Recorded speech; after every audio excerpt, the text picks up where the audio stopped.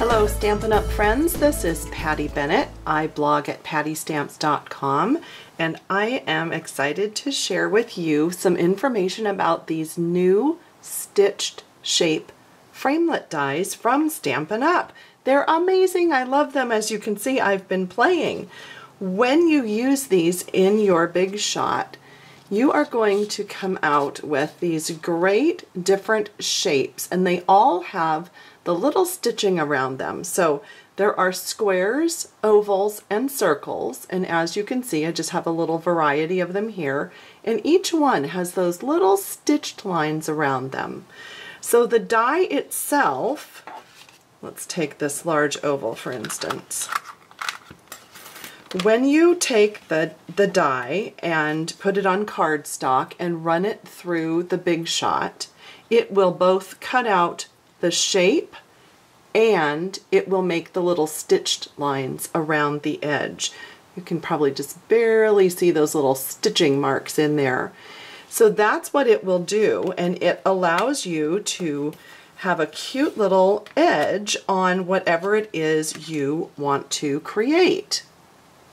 So I found that they layer amazingly well with the layering ovals, the layering circles, and the layering squares. These are 3 other sets of framelit dies that Stampin' Up! Carries.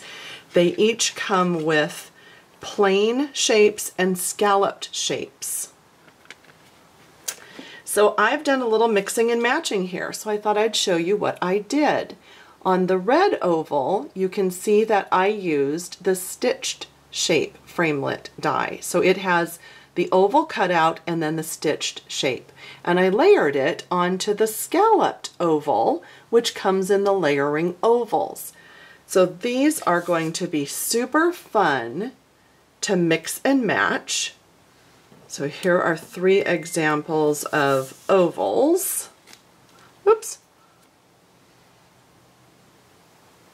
Aren't those cute? I am just loving this. I think this is super fun. And then here are a couple of examples with the squares. So again, the scalloped one would be from the layering square framelit dies, and then the stitched one is from the new stitched shapes. And here I've even layered it 3 times on a fun little tag. On this cute little guy, I have the stitched shape layered onto some designer series paper and then a punched out gingerbread man.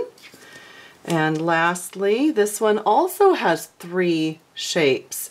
Super fun. I love mixing and matching. So what I would suggest is just go ahead and cut out a whole bunch of different ones and then start playing and layering them. Now just 2 tips for you. If you have a wood mount stamp and you stamp it, you're obviously going to need to stamp first and then pick out the die that is best going to cut it out. So on this one you could do a square or a circle and you would lay it on top and put it in the big shot to cut it out. However, if you have a photopolymer or a clear mount stamp, you could easily die cut first and then stamp because you can see through it. So just a couple different ways that you might think about using those. I think they're fabulous.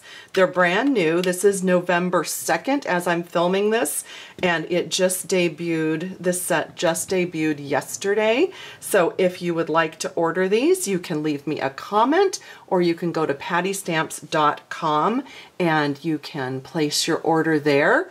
I hope you've enjoyed this quick look. If you have any questions, leave me a comment or give me a thumbs up if you enjoyed this. I hope you found it helpful. Have a great day. Bye.